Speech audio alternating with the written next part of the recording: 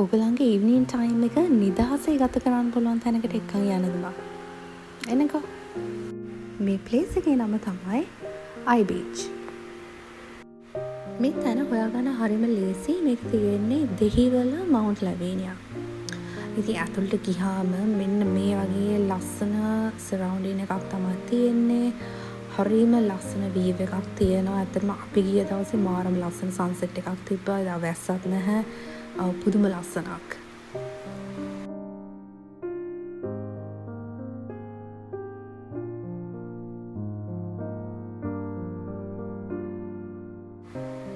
මෙතනට මේ පෝට් සිටි එකයි කොලම්බෝ ඒ ටික හොඳට පේනවා.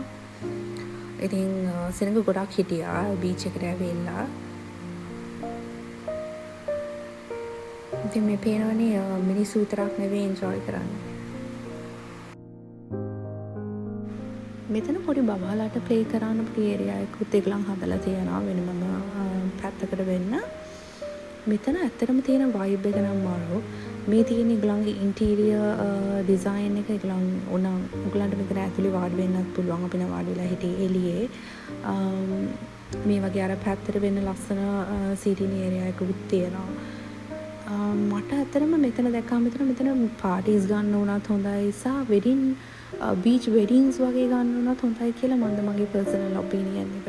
මොකද මේ ලස්සන සන්සෙට් එකත් එක්ක. මෙතන අප්ස්ටේර්ස් උත් තියෙන ඔයගලන්ට උන එතන වාඩි වෙන්නත් පුළුවන්. අපි ගියේ ෆ්‍රයිඩේ නයිට් එකක. ඒ හින්දා අපි රිසර්වේෂන් එකක් කෝකටත් හොඳ හින්දා දාලා ගියා.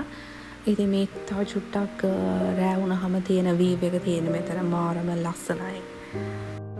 මෙතන කෑම ඕකේ.